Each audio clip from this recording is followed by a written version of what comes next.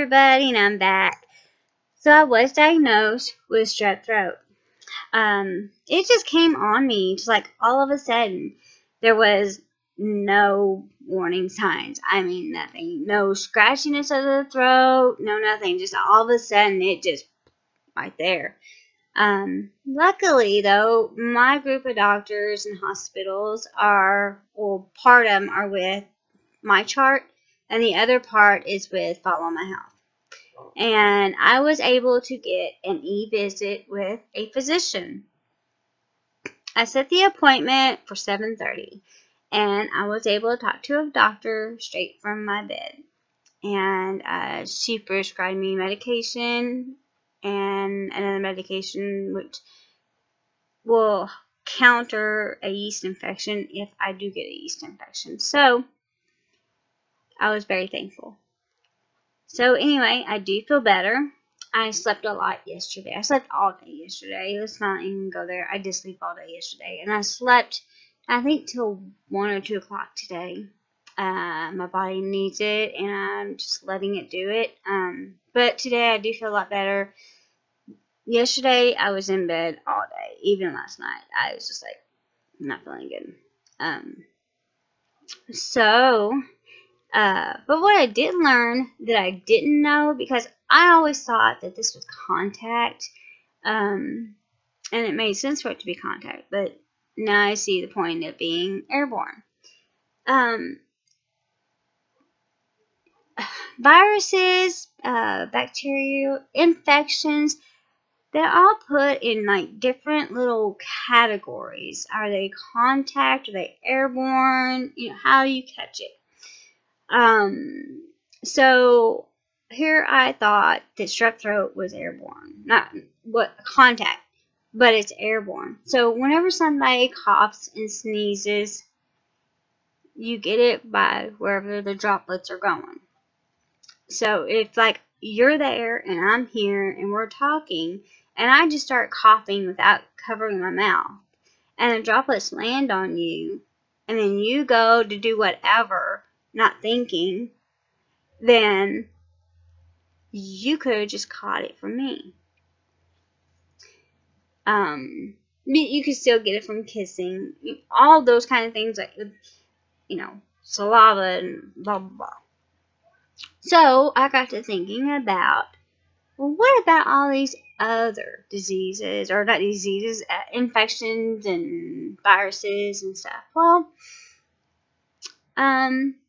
there are some that people should be aware of and probably aren't. So, we have MRSA, and I'm not going into the word. MRSA or staph is all the same. You normally get this at the hospital. However, it can live with you and you not ever know it. Working in the nursing homes and hospitals, almost every single caregiver, nurse, doctor, whatever, will have MRSA. And all you gotta do is a quick little swab in the nose. And it's all because we've been in contact. You just swab on your arm. It's on your skin. And that's a lot of the reasons why when there are tests being done in wounds, a lot of doctors don't usually like going by a swab testing in a wound, because it can be easily what's what I'm looking for? Contaminated. It can be easily contaminated. Because it can live on your skin and you never have a problem with it. Just like it can be in your nose and you never have a problem with it. It may never come out. It may sit there and never cause a problem. You can get MRSA in your urine. You can get it in a wound. You can get it anywhere. You could be out working one day, you could cut yourself, or you have bug bite on your arm and keep scratching it, scratching it, scratching it. When you know you're not supposed to, you should leave it alone, let it heal. But some MRSA get in it, then now you got a wound that's got to be taken care of. Now you got MRSA. And then once you've had MRSA, once it goes away, it gets taken care of. It's colonized. I had MRSA and a wound.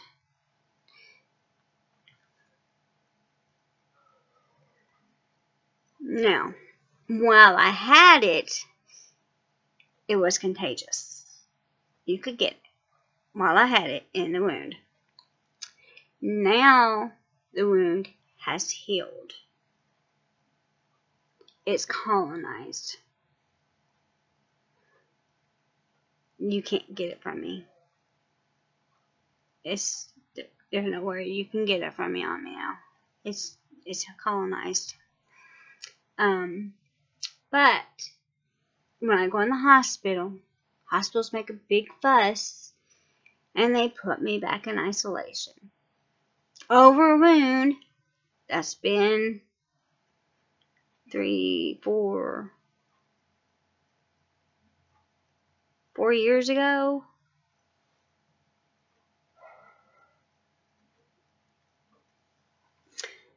So, for an idea of how long MRSA can live outside of your body, a mop head can last, with MRSA on it, 8 weeks outside your body without it being washed. A cotton towel can last 9 weeks outside your body without being washed. A blanket can last 203 days without being washed. Now,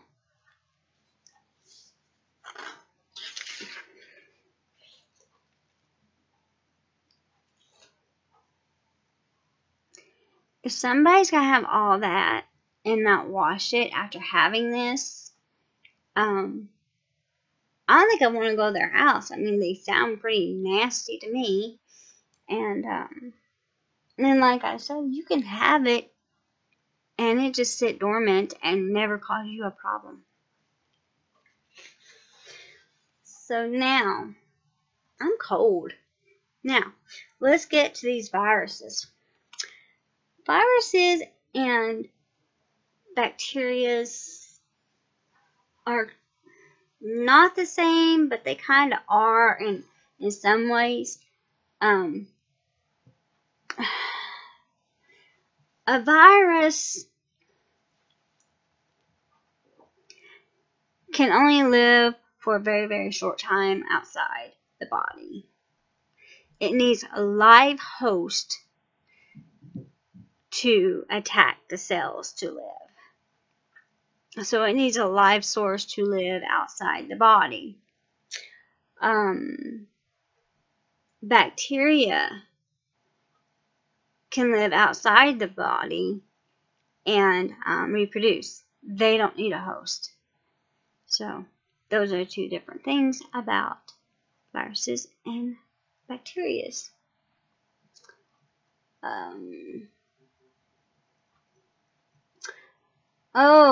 C-DIFF. C-DIFF. Colostrum difficile. I have had this so much before I had my colon removed. I had part of my colon removed because of this.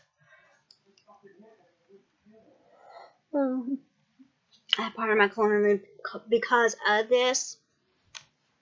When I had a resection because of my Crohn's disease. It was among one of my first resections. Anyway, I had it, and we never could get it. We could never get rid of it. We tried, and we tried, but we couldn't get rid of it. And it's a nasty bug, and it is contact. You can get it through contact. You have to wash your hands. If you come into contact with anybody with it, you have to wash your hands. Alcohol wash does not kill the spores. They're not doing anything for it. It's a waste of time. You have to use Clorox bleach. It has to be bleach. Antibacterial hand wash and bleach. Another thing is, if you're going to wash your clothes, wash them. But then when you're done, run bleach through the washing machine. Because it doesn't do any good if you're going to wash your clothes, then wash another load of clothes, and bring it right back through the washing machine again. It doesn't kill it. You have to run bleach back through the washer. Okay, anyway. So C-DIFF is also another one that you can usually get in the hospital. But you can also get it through taking lots of antibiotics, like lots, back to back, because you're getting, like me, I had ear infection, then I had got pneumonia, and then I got something else, and then wham, now I've got C-DIFF, and oh my god, it was miserable trying to get rid of this, and then the flagell tastes like, oh god, I hate to think about it now. So then, oh, sorry. So C-DIFF is very easily passed from one person to another. It is contact or contamination. It lives in your intestines. What it does is it takes out all the good bacteria. You have good and bad bacteria in your intestines. C-DIFF gets rid of all the good bacteria, and all you have is the bad bacteria. And then that's why your feces smells to high heaven. You know when you've got C-DIFF. It is the most foul-smelling crap you will ever smell in your entire life. Spores can live 70 to 90 days outside of the body. I'm telling you, this is some bad shit, literally.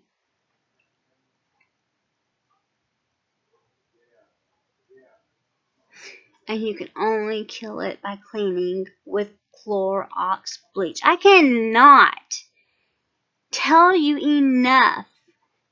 Clean with bleach.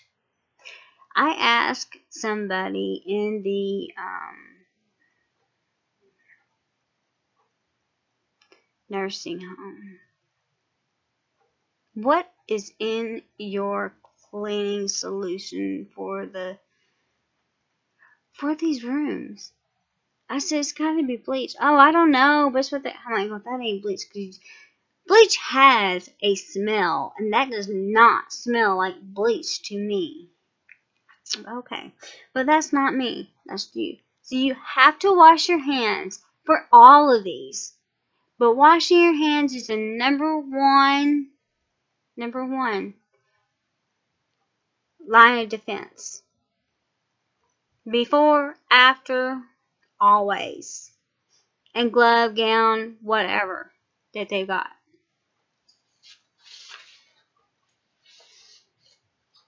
Oh yeah, I think I went over my strep-throat.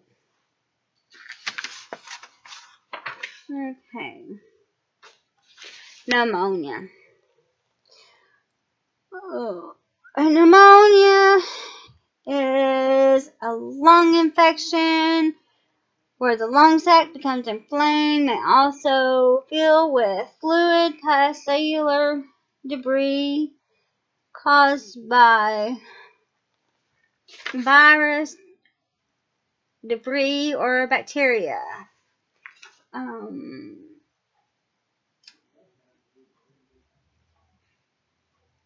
It involves a small section of lung, encompasses entire lung. Difficult breathing, not enough oxygen,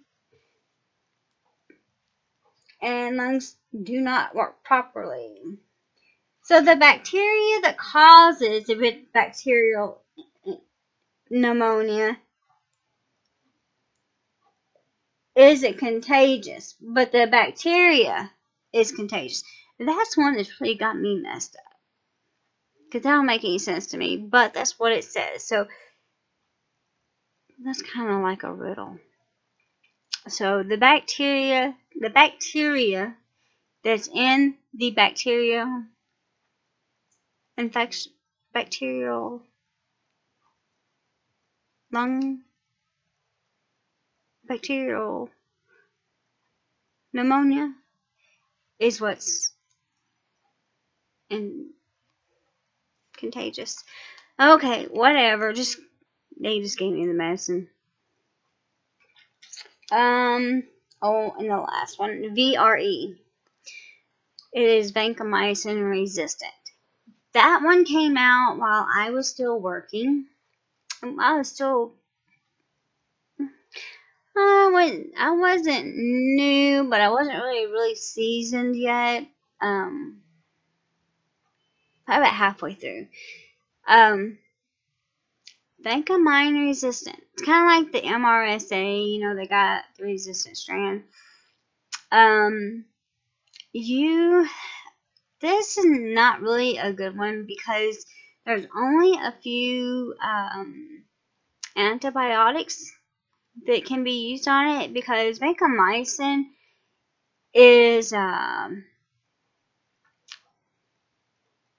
one of the few other big drugs that they use when other drugs don't work. You have gentamicin, erythromycin, and vancomycin, and so if that drug doesn't work, you don't have a whole lot of options. Not to scare you, but they usually bring in like a disease infection control doctor. So this is also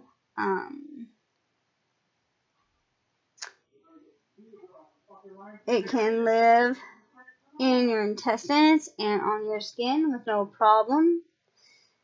Common site is in your wound, if you have a wound, and it is much like MRSA. MRSA and VRE can very much be found in a person's sputum. It can also be found in their urine, and I think they just say wounds because that's like the most common place, but I have seen them in urine, and so it depends on what part of the body they are. If they're contact, or if they're airborne, or if they're I don't know, contact, airborne. There's another one. I can't think of it. But this is much like MRSA, because in the way that once you have it, and then, well, I mean, all of us probably have this too, but once you have it, and then the wound or whatever it is healed, it then colonizes. It colonizes, and it may never wake up again. You never know. But once it colonizes, you're not contagious. And